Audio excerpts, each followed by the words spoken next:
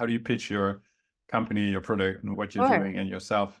I've been a software engineer for maybe about 10 years. And so that's like my background. I started in design and then I moved to software engineering. And then in 2020, I quit my software engineering job and I went full time on Skiplevel. And before I went full time on Skiplevel, I was actually working on Skiplevel on the side. So on the weekends and after work, I would be, and so then it got to a certain point that I got enough traction that I decided to quit and then go full time on Skiplevel in 2020. So essentially, the company is it's an education company, and we focus on helping product managers become more technical without learning how to code so that they can feel more confident in their jobs, but also work better with their engineering team. So it's like a technical literacy company for product managers, although we will be eventually moving to all of the non-engineering roles in tech. Mhm. So that's the background for Skiplevel. When I first started out Skiplevel, in my background as a software engineer, I was trained to build. So it's very easy for me to build. I've never had to, at a job, be the face or be the voice of something. I would just sit behind a computer. You tell me what you need built, and I would just build it. And so when I was starting my company, I spent about 4 months building, and that I was really good at. When it came to selling and marketing, that's when I was like, oh, I don't know how to do this. And when someone told me that I had to be on social media, my initial thought was, oh no, this was like really not in my wheelhouse. So when I first started out, I was hoping that it wouldn't be my face, that the company wouldn't be as tied to me, that Skiplevel would be its own brand. So even if you Mm. were to look at my site right now, the Skiplevel website, you don't really see my face on it. And when I got on social media, a couple things happened. One, I realized that the problem that my company is trying to solve is something that a lot of people feel and that a lot of people don't know how to solve. And when it came from me as a software engineer that has actually worked with product managers, the content resonated a lot better than if it just came from a regular brand online. And even as I continued doing content marketing, I realized that I had so many thoughts and ideas because of my experience as a software engineer and what I wanted to see from product managers and how I wanted to work with them. It made a lot of sense for that content to come straight from me. A lot of people, when they first joined Skiplevel, felt this sense of connection with me because you're technical enough, but you've also worked with product managers. So you understand this problem very intimately. I've noticed that when content comes from me personally, it resonates a lot deeper with people versus if it was just coming from this brand called Skiplevel. And so, just to make sure I understand correctly, you realized it resonated with people and it was not just a niche problem because you started to share things and then people started responding. Is that how I should see it? Definitely, people definitely responded, but I think because they saw that I understood the problem very intimately. I was a software engineer that worked with product managers, and I worked with a lot of product managers who are technical and non-technical, right? Skiplo was trying to solve this issue of the majority of product managers are not technical. They have no technical background experience in software, and yet they work so closely with engineers on software. And there's a very big communication gap. If I'm working with an engineer and they say, I'm building this API, it's going to take me 2 weeks. I have no idea what an API is. I have no idea what it looks like. I have no idea what it takes to build an API. What are the risks, the limitations, the availabilities of APIs? It's very hard for me to then communicate. And so because I was a software engineer, one, I know the technical content. And two, because I've worked with so many product managers who are both technical and non-technical, I can say very confidently from my position, this is how a product manager should be working with engineers. And because people saw that I had that experience and it was coming from me directly, there was a lot more trust. Can you remember your first post? Or like, how did it start? Like, when did you start to post things? I remember building the company, building the product, building the website, everything was done. And then I had this moment of, oh my God, how do I get people to buy this? How do I get this out there? And I just decided to launch it.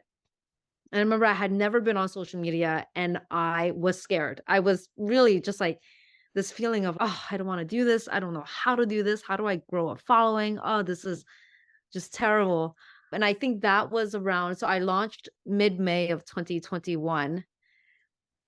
I don't remember exactly when my first post was, but pretty soon thereafter when I officially launched. And I don't remember the first tweet that I wrote, but I think I do remember the first tweet that I wrote that got a lot of likes. What And was that that? was exciting. It was actually one of my favorite tweets. So the tweet directly is speaking to product managers who are not technical. That says, if you want to be technical, the least efficient way to do that is to take a coding class. So basically, don't learn how to code in order to be technical. Do this instead. And my tip was find the architectural diagram that your engineering team already has, and then go to your engineering team and talk through the diagram with them. And then ask open-ended questions about why did you build it this way? What is this component? If you were to rebuild the system, how would you rebuild it and why? I think that tweet got a lot of likes because a lot of people who were technical definitely agreed with me. And it was also a very practical tip versus taking a coding class, which is very difficult to do and takes a lot of time. Nice. And then what are other ones that stand out in your history of tweets for LinkedIn posts? So a couple, there's two other ones. There's another one that if you want to communicate well with engineers, don't just write, use diagrams.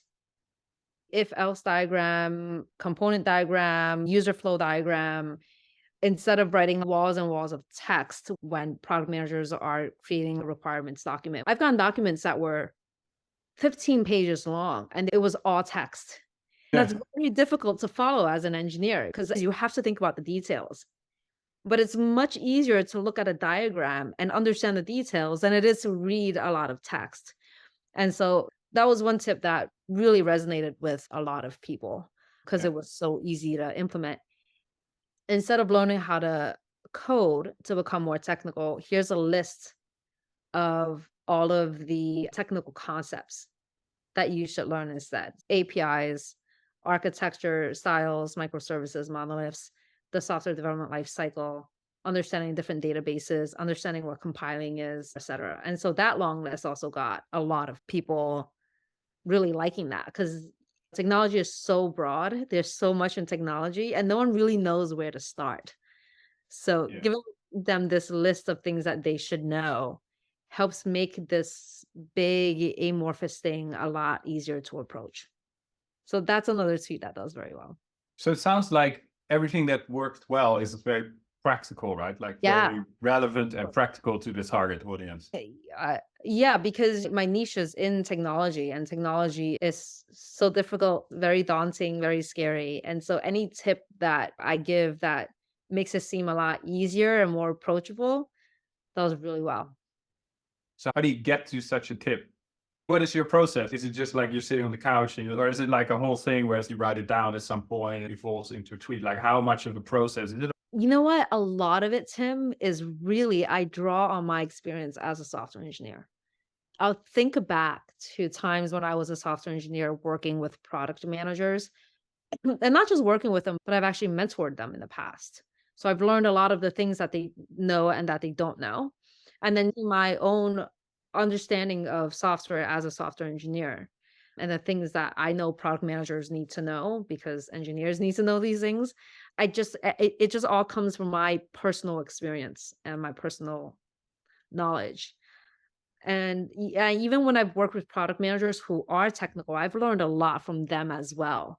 Do you have a dedicated block of time where you're like, I'm going to write some social posts, or it's more like you're making material for the course, and then as a result of that, you're like, oh, this could also be so. Like, where does the content element come in? I'll say Mondays and Tuesdays, I have to do a post. And that's the first thing I do in the morning. Okay. I come up with the post. And sometimes it'll be like, I think back to my own experience, or sometimes it'll be like, I would go through other people's tweets and then I would get inspiration from that, not necessarily copying their tweet, but thinking about what they said and then thinking about how do I feel about this topic and what do I have to say based on my experience in the industry. And then I would write about that. So if someone says something about tech, I'll be like, oh yeah, I can write about tech then. This is how I feel Yeah. about tech. I do like a combination of technical posts where I'm teaching actual technical concepts. And then I'll do broader tweets that are more like tips on how you can work better with engineers or just general tips on how you can be more technical. And sometimes I'll take content from my course as well. But yeah, I just draw inspiration from different places. Let's say it's Monday morning and you do that, you start doing one. Like, what does that look like? You're just browsing around, or do you Yeah. send it to other people to review, or like what kind of steps? Or you just throw it out? I would probably go on LinkedIn, go on Twitter, look at the product management tag and see what's out there. And if I see something, someone posts about like something about roadmap, let's say Hmm. product roadmap, then I'll say, oh yeah, okay, I can do a tweet about product roadmap. And is there a reason for Monday and Tuesday? Is it just your personal schedule, or is there something behind it that you get more Yeah, engagement? it's Or no, the times I always put at around 11 p.m. EST. My newsletters go out on Wednesdays. And so then I like to do a tweet on Wednesdays about the newsletter. So I keep that okay, open. And then I think Fridays, most people are checked out. So it's really Monday, Tuesdays. And then Thursdays, oh, Thursdays are reserved for technical posts. My team members will go through all the newsletters where I feature a tech term, and she'll write a social post based on the newsletter that I created. how much of your time do you think goes into this kind of content? Probably a very decent chunk. It's definitely more than 20%. I'd probably say 35, Okay. 35. Yeah. And how do you value that time? Like, how do you know that it's working? One of the ways I know is when students sign up for my course, they have to fill out a questionnaire. And Yeah. then in the questionnaire, I ask them, how did you hear about us? And then what made you decide to enroll? I've had people that said, I heard about you through Twitter, and then I signed up for your newsletter. I kept getting your newsletters every month, and I really liked your Okay. content. And so then there was sort of trust that was built there. Um, and so that's the way that I would measure it. Of course, you can also do tracking on Google Yeah. Analytics and see where the traffic comes from. But ultimately, the conversions I actually hear straight from the student. But do you do that, or do you just have a sense of, ah, it's good enough? Or do you actually know exactly like this many are coming from here and this many are coming? I don't have a very specific, like, Yeah. numbers, but can have a general feel about it. So I guess you do Twitter, you do LinkedIn, you do a newsletter, and then you also do blog posts, right? Yeah, the blog posts go on Medium as well. I will be starting a YouTube channel soon. But yeah, those are the main social channels that I use. And then we also have the free email course that I sometimes post on social media, and that also brings traffic. And a quiz, it's like an 8-question quiz, but that's also posted on social media as well. Are you just going to add video, or do you have specific thoughts on how you're going to repurpose some stuff from the video for the other? Like, how does each channel reinforce the other? Yeah, that's a really quick question. I've never done video content before. So that's probably a strategy that I will have to flesh out. But it will probably create 15-second clips from longer videos that we post on YouTube, and that gets repurposed for Instagram and TikTok. Most likely. Yeah. Yeah. What is hard about it? Because in the beginning, like when you just started, you were anxious about it, and now I just feel very comfortable, or is it still sometimes scary? It was very scary at the beginning, and I didn't want to do it because it's not something that I was, trained to do.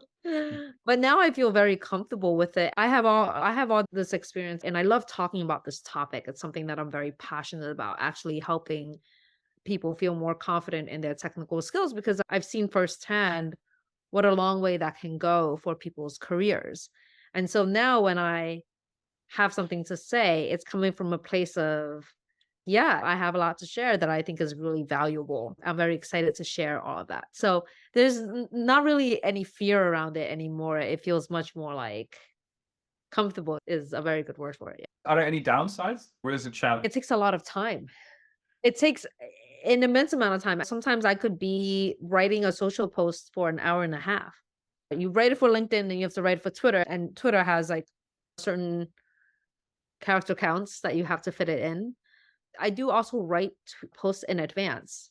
So all of that has to be scheduled through some sort Yeah. of tool. And that also takes a lot of management. So overall content really does take a ton of time, like a ton of time Yeah. and a ton of management and a ton of mental energy. What do you post from your personal account and what goes from, let's say, the brand or the company or the product's account? So if it's the company account, we'll post about our newsletters. We have a mid-month product management and tech jobs newsletter. And then we have a newsletter that I write, which includes a tech essay and a tech term. Yeah. And we would do 2 social posts for that. So that only goes on the company account, and then my personal account will repost those accounts. And then sometimes the company account will also do like a technical post teaching some sort of technical content. I would repost that as well. But if it's anything that's a tip on how to work better with engineers or how to become more technical, that will come straight from me. So all of my tweets that come from my account are really my ideas and my thoughts on that topic as a whole. And does the company account ever retweet those? That's not part of the SOP, but now that you say it, I'm like, oh, that's a good idea. The other one is easy, right? Like it totally makes Yeah. sense for the founder to retweet the company. Company. Sometimes Yeah. like, does it make sense for the company to retweet the founder, right? It's all of it is experimentation. I usually just retweet from my company account, but You are so intertwined with the course that it yeah. makes sense. Whereas, for example, if animals retweets me, there might be lots of people following animals. So who the hell is this guy, right? So then it would almost at least need some kind of comment of saying, oh, this is Tim, our marketing, whatever is saying. What would you say to founders who are at the start where you were? Like they're thinking about it, but they feel scared, or they're like, oh, I don't know if I can do this. I think from my experience, one of the really big things at the beginning was putting myself out there. So there's this fear of people coming out and saying, your content sucks, or who are you? Who are you to say all of this stuff? Do you know what you're talking about? So I think a lot of people, when they start putting content out there, there's that fear of that like being rejected. But what I always tell them is, if you have experience in something and you can share from that experience, that is incredibly valuable. Because if you have that personal experience, it means that other people have that same personal experience. And people love hearing about others' personal experiences, and there's always something to learn from it. So if you feel like you have something to share and something to teach, come from it from that perspective of feeling like your personal experience is valuable and it's something that other people would want to hear about. And if it's your personal experience, it's your truth. And no one can say your truth is not good or not right. Coming from that place, I think, helps make it feel a little bit less like you're going to be judged for what you put out there. If you would now be talking to yourself like 5 years ago, 4 years ago, what is it, 3 years ago, starting out Honestly, with what you know now? I would say that to myself at that point. Yeah. That is really how I felt at that point, being scared of putting myself out there, but then realizing I just have all this really great experience, and that's something that people would want to hear about. And coming from that place of wanting to share and wanting to help other people, I think makes it just a lot less daunting. So that's actually the tip that I would share for myself.